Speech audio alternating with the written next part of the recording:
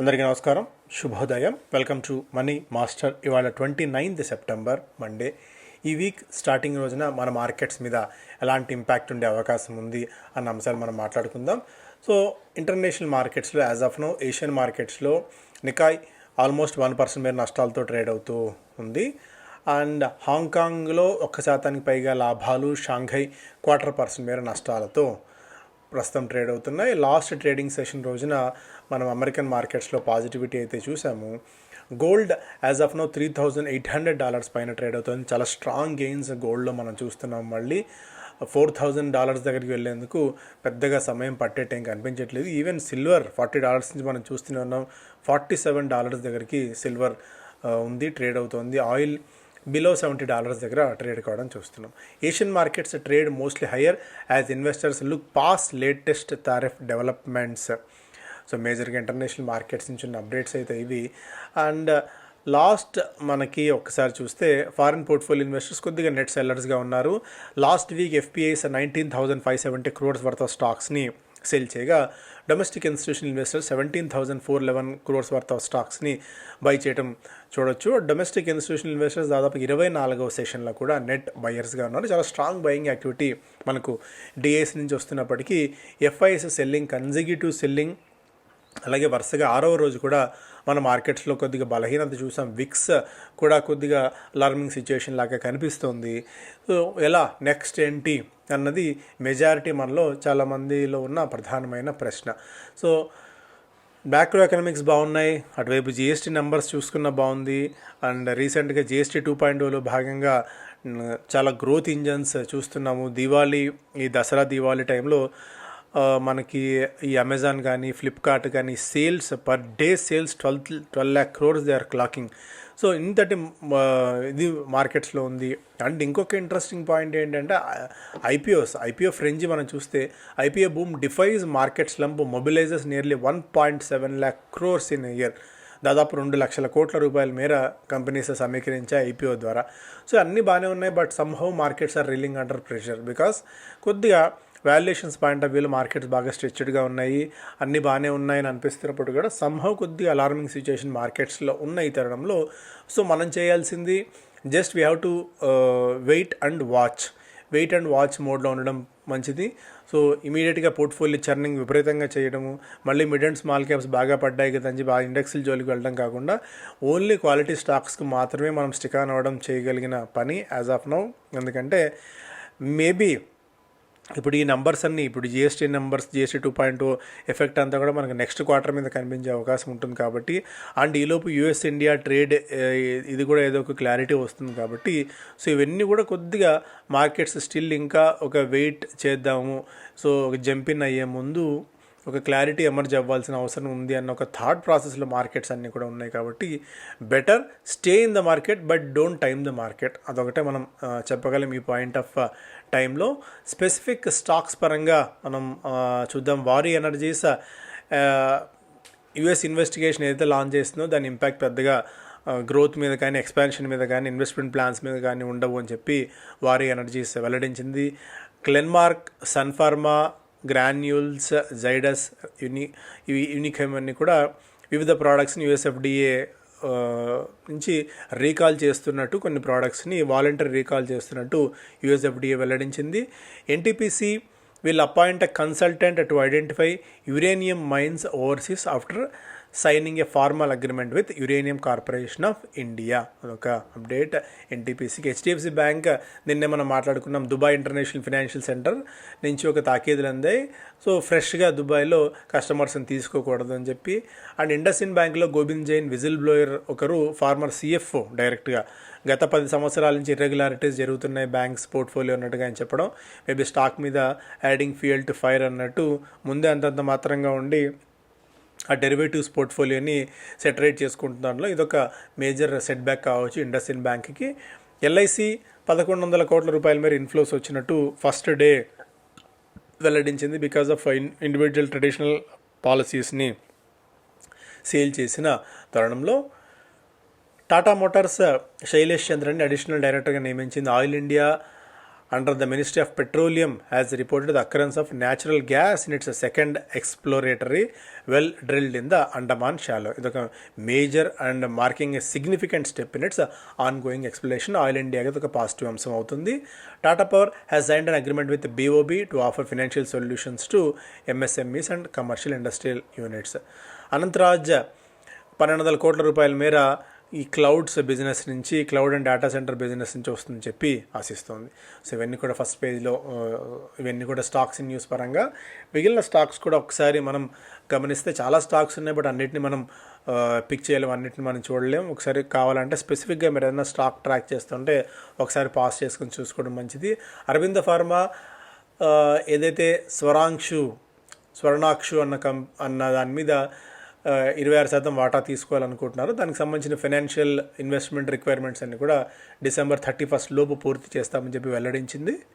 JK paper Radheshyam well pack కంపెనీలో 20% వాటాని కొనుగోలు పూర్తి చేసింది 32.5 కోట్ల రూపాయలకి. యాత్ర ఆన్లైన్ తమ షేర్ హోల్డర్స్కి ఫెస్టివ్ ట్రావెల్ డిస్కౌంట్స్ని ప్రోమో కోడ్స్ రూపంలో పంపించింది.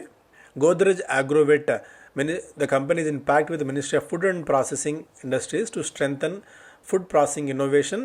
కంపెనీ దాదాపు 960 కోట్ల రూపాయలతో మ్యానుఫ్యాక్చరింగ్ అండ్ అప్స్ట్రీమ్ ఇన్నోవేషన్ ఫెసిలిటీస్ని ఏర్పాటు చేయబోతోంది. నిన్న కూడా మనం మాట్లాడుకున్నట్టు BML, భారత్ ఫోర్జ్ అలాగే డాటా ప్యాటర్న్స్తో కలిసి బిడ్ చేయబోతోంది. ట్రైపార్టీ అగ్రిమెంట్ ఇది to develop aircraft programme and participate in expression of interest floated by aeronautical development agency. So medium combat air crafts తయారు చేసేందుకు. సూలా విన్యార్డ్స్కి 6.5 కోట్ల రూపాయల deputy commissioner state of tax Nashik నుంచి penalty notice. PG Electroplast Andhra Pradesh రీసీటీలో 50 ఎకరాలు కొనుగోలు చేసింది. త్వరలో 1000 కోట్ల రూపాయలతో ఇన్వెస్ట్మెంట్ ఎక్స్పాన్షన్ ప్రణాళికలు ఉన్నాయని చెప్పి కంపెనీ వెల్లడించింది. ఆజాద్ ఇంజనీరింగ్ మిత్సుబిషి హెవీ ఇండస్ట్రీస్తో ఒక ఒప్పందం కుదుర్చుకుంది. 651 కోట్ల రూపాయల ఒప్పందం. The company to supply highly engineered complex rotating and stationary air foils. Moschip, the company is actively engaged in developing its indigenous smart energy meters IC under the DLI scheme and is making steady progress on the indigenous HPC processor development అని చెప్పి company వెల్లడించింది. So మాస్చిప్ని కొద్దిగా లైమ్లైట్లో పెట్టుకోండి. కాకపోతే ఏంటంటే మాస్చిప్ ఇవన్నీ కొన్ని స్పెసిఫిక్గా ఏంటంటే బాగా వోలటాలిటీ ఎక్కువ ఉండే షేర్స్ ఇవి అండ్ ఆపరేటర్ డ్రివెన్ ఎక్కువగా ఉన్నవి. గతంలో చరిత్ర ఒకసారి చూసుకుంటే అందువల్ల కొద్దిగా భారీ ఎత్తున డబ్బులు కమిట్ చేసే ముందు 1-10 సార్లు ఆలోచించి తీసుకోండి. ఫండమెంటల్ స్టడీ చేసి మాత్రమే తీసుకోండి. కానీ స్పెసిఫిక్గా న్యూస్ వాళ్ళు చెప్పారు, వీళ్ళ నుంచి న్యూస్ వచ్చింది అన్న బేస్ చేసుకొని కొంటే మాత్రం ఇరుక్కుపోయే ప్రమాదం ఉంటుంది ఆ స్టాక్లో. సో ఇంకా చాలా స్టాక్స్ ఉన్నాయి. ఇవన్నీ మనం జస్ట్ ఒకసారి రోల్ చేస్తున్నాను. ఇంట్రెస్ట్ ఉన్న వాళ్ళు ఒక్కొక్కసారి స్పెసిఫిక్ స్టాక్ సంబంధించి చూసి పాస్ చేసుకోవచ్చు. Economic Times, consumer companies reaping rich rural harvest. Navratri car sales surged 100 to 133%. September tractor sales 30 to 40%. Rural commerce TV sales బాగా పెరిగాయి. సో GST కట్ అలాగే రూరల్ హార్వెస్ట్ ఇవన్నీ కూడా GST 2.0కి మరింత బలాన్ని చేకూర్చాయి. రూరల్ మార్కెట్స్ నుంచి మరింత డిమాండ్ వస్తుంది అనేది ఒక interesting update. September end listing dead line looms large for Tata Sons. So listing కావాలి ఆర్ఎల్స్ ఏదో ఒకటి పబ్లిక్ లిమిటెడ్ కంపెనీగా కావాలి. సెప్టెంబర్ 30 లోపు డెడ్ లైన్. బట్ ఇప్పటివరకు ఎలాంటి డెసిషన్ రాలేదు అనేది కూడా ఒక ఇంట్రెస్టింగ్ అప్డేట్ టాటా సన్స్కి సంబంధించి. JLR seeks £2 billion to observe fin shocks first పేజ్లో. అలాగే low VIX high tension the mirage of stability. ఇంతకుముందే మాట్లాడుకున్నట్టు విక్స్ అక్కడక్కడే ఉన్నప్పటికీ కూడా మార్కెట్లో హై టెన్షన్ అయితే ఉంది FPI సెల్లింగ్ పాయింట్ ఆఫ్ వ్యూలో. సో ఎక్కడో పాయింట్ ఆఫ్ టైంలో ఒక బ్రేక్ మార్కెట్స్ ఇక్కడ తీసుకోక తప్పదు. IPO fireworks light up grey మార్కెట్స్కై ఇంతకుముందే మాట్లాడుకున్నాడు. IPOస్కి విపరీతంగా డిమాండ్ అయితే వస్తుంది. ట్రూ వాల్ బయో ఎనర్జీ, ఫ్యాప్టెక్ ఇవన్నీ కూడా హై ప్రీమియమ్స్ కొద్దిగా మార్కెట్స్లో తీసుకొస్తున్నాయి. 20%+ GMP వీటికి ఉంది. This trend good benefit Tata Capitals mega IPO. October 6వ తారీఖు నుంచి టాటా క్యాపిటల్ మెగా IPO వస్తున్న సంగతి తెలుసు. దాదాపు 17,000 కోట్ల రూపాయల IPO అది. వీక్లీ ఎక్స్పైరీని సేవ్ చేయాలని చెప్పి ట్రేడర్స్ అండ్ మార్కెట్ పార్టిసిపెంట్స్ అంతా కూడా కోరుతున్నారు. మరింత ఫ్లెక్సిబిలిటీ మార్కెట్స్లో ఉంది కాబట్టి దీని మీద సెబీ త్వరలో ఆంక్షలు విధించే క్రమంలో fall to fall last year for equities. Choppy weather may continue on Dalal Street. Earnings revival seen in FY27. Trade deal with US could be a positive trigger. ఇంతకుముందు మాట్లాడుకున్న అంశాలు ఇవన్నీ కూడా కొత్తగా అయితే ఏం లేవు. It's all fundamental how mutual funds beat the arts. ఇక్కడ మోతిలాల్ ఓస్వాల్ ఓవరాల్గా లార్జ్ క్యాప్లో 3% గెయిన్స్ రాగా నిపాన్ ఆల్మోస్ట్ -1%, ఐసిఐసిఐ ప్రూ -3% మేర ఉంది. ఓవరాల్గా కేటగిరీ యావరేజ్ -5% ఉండగా కొద్ది గొప్ప మోతీలాల్ ఓస్వాల్ 3% దాకా పాజిటివ్లో ఉంది. ఫ్లెక్సీ క్యాప్లో పారేక్ 3% ప్లస్ పాజిటివ్లో ఉండగా ఓవరాల్గా industry category average -5%. Large and mid క్యాప్లో కేటగిరీ యావరేజ్ -4 ఉండగా ఇన్వెస్కో అట్లీస్ట్ 1.5% మేర లాభాలను ఇవ్వగలిగింది. సో ఎలా బీట్ చేసి బయట నిలబడగలిగారు ఇది అనేది ఒక అప్డేట్ పాయింట్ ఆఫ్ వ్యూలో. Bulls lick their wounds and wait for tomorrow. ఓవరాల్గా నిఫ్టీ 500లో మనకి 1 ఇయర్లో జేఎస్డబ్ల్యూ హోల్డింగ్, సిర్మా, లారస్, యాంబర్, అథమ్ ఇవన్నీ కూడా బాగా పెరగ నష్టపోయిన వాటిలో స్టెర్లింగ్, ప్రజ్, హెచ్ఎఫ్సిఎల్, తేజస్, ఇండస్ఇండ్ బ్యాంక్ నష్టపోయినవి. ఇలా వివిధ సెగ్మెంట్స్లో ఏ స్టాక్స్ పెరిగాయి, ఏ స్టాక్స్ పడ్డాయి అన్నది జస్ట్ ఫర్ ఇన్ఫర్మేషన్ పర్పస్ ఇదంతా కూడా. ఐపీఓ బూమ్ ఆల్రెడీ మాట్లాడుకున్నాం. సదరన్ స్టేట్స్ ఎస్పెషల్లీ 5 రాష్ట్రాలు విస్కీ సేల్స్లో 58% వాటాని మనం కైవసం చేసుకున్నాం. ఆంధ్ర, తెలంగాణ, కర్ణాటక, తమిళనాడు, పాండిచ్చేరి ఈ 5 రాష్ట్రాలు 5 ప్రాంతాలు కూడా మనకి 4 రాష్ట్రాలు ప్లస్ యూనియన్ టెరిటరీ పాండిచ్చేరి ఇవన్నీ కూడా ఓవరాల్గా విస్కీ సేల్స్లో దాదాపు 60% మనదే. సన్టెక్ రియాలిటీ దుబాయ్లో అల్ట్రా లగ్జరీ హోమ్స్ని డెవలప్ చేయబోతోంది, నిర్మించబోతోంది. 20,000 కోట్ల రూపాయల లగ్జరీ వర్త్ హోమ్స్ అన్నట్టుగా కూడా వెల్లడించింది. ఓవరాల్ హెచ్ఏఎల్ని ఓవరాల్ చేయాలి, ఎందుకంటే వాళ్ళ రెవెన్యూతో పోలిస్తే 8 రెట్ల అధికమైన వాళ్ళకి ఆర్డర్స్ ఉన్నప్పుడు కూడా ఎగ్జిక్యూషన్ పాయింట్ ఆఫ్ వ్యూలో హెచ్ఏఎల్ ఆశించిన స్థాయిలో పనితీరు కనబర్చని తరుణంలో ఒక ఎక్స్టర్నల్ కన్సల్టెంట్ ఇప్పటికీ అసెస్మెంట్ బిగిన్ చేశారు.